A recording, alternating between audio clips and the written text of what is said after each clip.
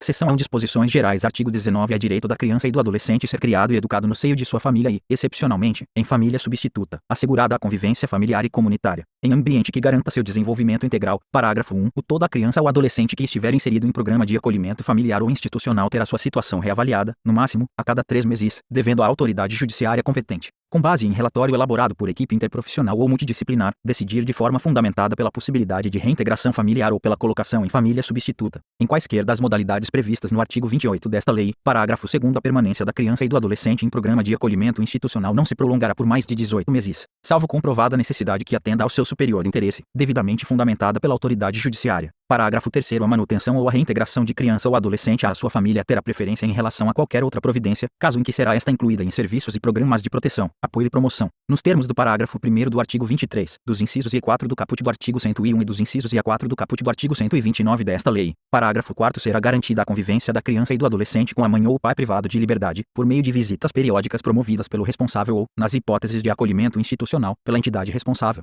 independentemente de autorização judicial. Parágrafo 5º. Será garantida a convivência integral da criança com a mãe adolescente que estiver em acolhimento institucional. Parágrafo 6º. A mãe adolescente será assistida por equipe especializada multidisciplinar. Artigo 19. A gestante ou mãe que manifeste interesse em entregar seu filho para adoção, antes ou logo após o nascimento, será encaminhada à Justiça da Infância e da Juventude. Parágrafo 1º. A gestante ou mãe será ouvida pela equipe interprofissional da Justiça da Infância e da Juventude, que apresentará relatório à autoridade judiciária, considerando inclusive os eventuais efeitos do estado gestacional e puerperal. Parágrafo 2º. De posse do relatório, a autoridade judiciária poderá determinar o encaminhamento da gestante ou mãe, mediante sua expressa concordância, à rede pública de saúde e assistência social para atendimento especializado. Parágrafo 3º. A busca à família extensa, conforme definida nos termos do parágrafo único do artigo 25 desta lei, respeitará o prazo máximo de 90 dias, prorrogável por igual período. Parágrafo 4º. Na hipótese de não haver a indicação do genitor e de não existir outro representante da família extensa apto a receber a guarda, a autoridade judiciária competente deverá decretar a extinção do poder familiar e determinar a colocação da criança sob a guarda provisória de quem estiver habilitado a adotar, laude a entidade que desenvolva programa de acolhimento familiar ou institucional. Parágrafo 5º. Após o nascimento da criança, à vontade da mãe ou de ambos os genitores,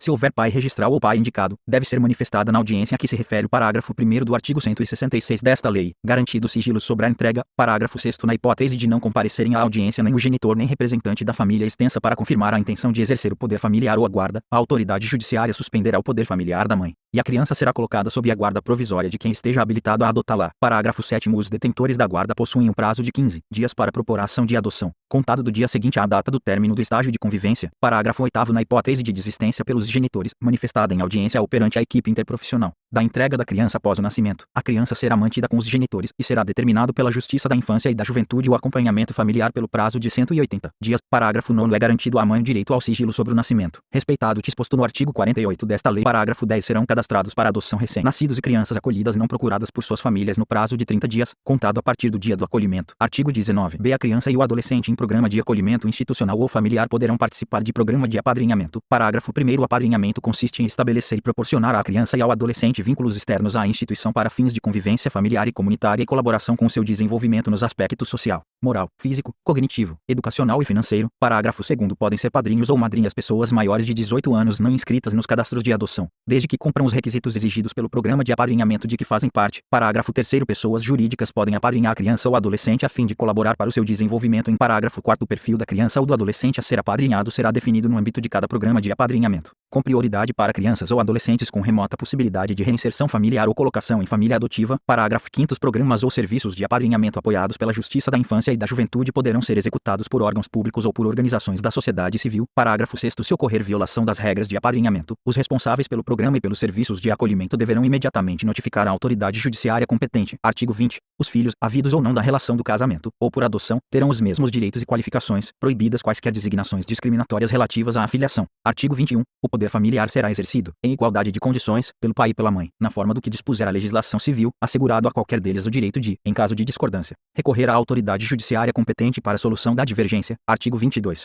Aos pais incumbe o dever de sustento, guarda e educação dos filhos menores, cabendo-lhes ainda, no interesse destes, a obrigação de cumprir e fazer cumprir as determinações judiciais. Parágrafo único. A mãe e o pai, ou os responsáveis, têm direitos iguais e deveres e responsabilidades compartilhados no cuidado e na educação da criança, devendo ser resguardado o direito de transmissão familiar de suas crenças e culturas, assegurados os direitos da criança estabelecidos nesta lei. Artigo 23. A falta ou a carência de recursos materiais não constitui motivo suficiente para a perda ou a suspensão do poder familiar. Parágrafo 1. O não existindo outro motivo que por si só autorize a decretação da medida, a criança ou adolescente será mantido em sua família de origem, a qual deverá obrigatoriamente ser incluída em serviços e programas oficiais de proteção, apoio e promoção. Parágrafo 2. A condenação criminal do pai ou da mãe não implicará a destituição do poder familiar, exceto na hipótese de condenação por crime doloso sujeito à pena de reclusão contra outra igualmente titular do mesmo poder familiar ou contra filho, filha ou outro descendente. Artigo 24. A perda e a suspensão do poder familiar serão decretadas judicialmente, em procedimento contraditório, nos casos previstos na legislação civil, bem como na hipótese de descumprimento injustificado dos deveres e obrigações a que alude o artigo 22, expressão substituída pela Lei nº 12.010, de 2009, seção 2.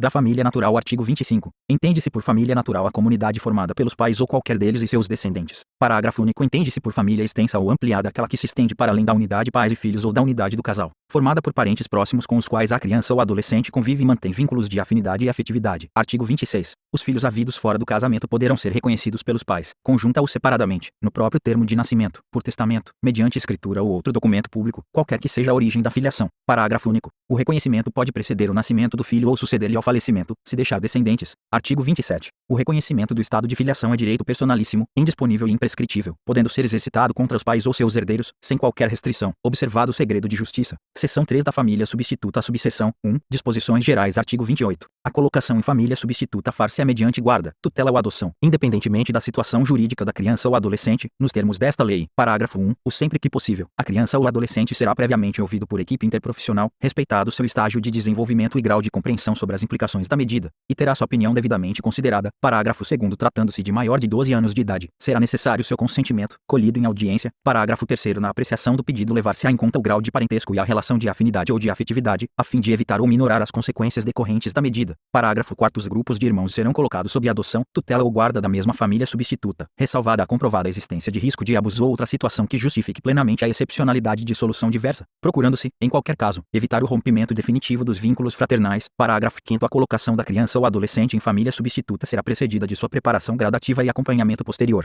realizados pela equipe interprofissional a serviço da Justiça da Infância e da Juventude, preferencialmente com o apoio dos técnicos responsáveis pela execução da política municipal de garantia do direito à convivência familiar. Parágrafo 6. Em se tratando de criança ou adolescente indígena ou proveniente de comunidade remanescente de quilombo, é ainda obrigatório, inciso 1, que sejam consideradas e respeitadas sua identidade social e cultural, os seus costumes e tradições, bem como suas instituições, desde que não sejam incompatíveis com os direitos fundamentais reconhecidos por esta lei pela Constituição Federal. 2. Que a colocação familiar ocorra prioritariamente no seio de sua comunidade ou junto a membros da mesma etnia. Inciso 3. A intervenção e oitiva de representantes do órgão federal responsável pela política indigenista, no caso de crianças e adolescentes indígenas, e de antropólogos, perante a equipe interprofissional ou multidisciplinar que irá acompanhar o caso. Artigo 29. Não se deferir a colocação em família substituta a pessoa que revele, por qualquer modo, incompatibilidade com a natureza da medida ou não ofereça ambiente familiar adequado. Artigo 30. A colocação em família substituta não admitirá transferência da criança ou adolescente a terceiros ou a entidades governamentais ou não governamentais, sem autorização judicial. Artigo 31. A colocação em família substituta estrangeira constitui medida excepcional, somente admissível na modalidade de adoção. Artigo 32. Ao assumir a guarda ou a tutela, o responsável prestará compromisso de bem fielmente desempenhar o encargo, mediante termo nos autos.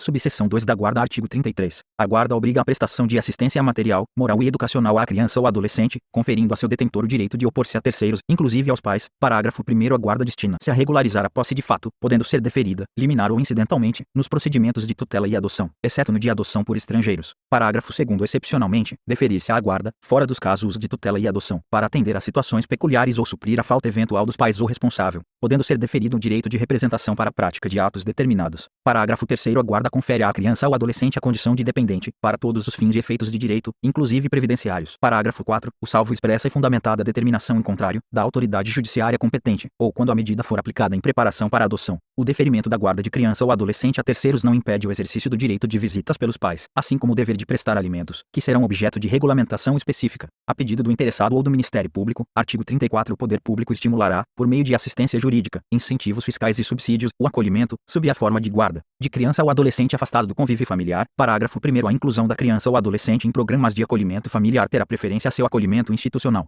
observado, em qualquer caso, o caráter temporário e excepcional da medida, nos termos desta lei. Parágrafo 2. Na hipótese do parágrafo 1 deste artigo, a pessoa ou casal cadastrado no programa de acolhimento familiar poderá receber a criança ou adolescente mediante guarda, observado o disposto nos artigos 28 a 33 desta lei. Parágrafo 3. A União apoiará a implementação de de serviços de acolhimento em família acolhedora como política pública, os quais deverão dispor de equipe que organize o acolhimento temporário de crianças e de adolescentes em residências de famílias selecionadas, capacitadas e acompanhadas que não estejam no cadastro de adoção. Parágrafo 4º. Poderão ser utilizados recursos federais, estaduais, distritais e municipais para a manutenção dos serviços de acolhimento em família acolhedora, facultando-se o repasse de recursos para a própria família acolhedora. Artigo 35. A guarda poderá ser revogada a qualquer tempo, mediante ato judicial fundamentado, ouvido o Ministério Público. Subseção 3. Da tutela. Artigo 36. A tutela será deferida, nos termos da lei civil, à pessoa de até 18 anos incompletos. Parágrafo único. O deferimento da tutela pressupõe a prévia decretação da perda ou suspensão do poder familiar e implica necessariamente o dever de guarda. Artigo 37. O tutor nomeado por testamento ou qualquer documento autêntico, conforme previsto no parágrafo único do artigo 1729 da Lei nº 10.406, de 10 de janeiro de 2002 Código Civil, deverá, no prazo de 30 dias após a abertura da sucessão, ingressar com pedido destinado ao controle judicial do ato, observando o procedimento previsto nos artigos 165 a 170 desta lei. Parágrafo único. Na apreciação do pedido, serão observados os requisitos previstos nos artigos 28 e 29 desta lei, somente sendo deferida a tutela à pessoa indicada na disposição de última vontade, se restar comprovado que a medida é vantajosa ao tutelando e que não existe outra pessoa em melhores condições de assumi-la. Artigo 38. Aplica-se à destituição da tutela o disposto no artigo 24,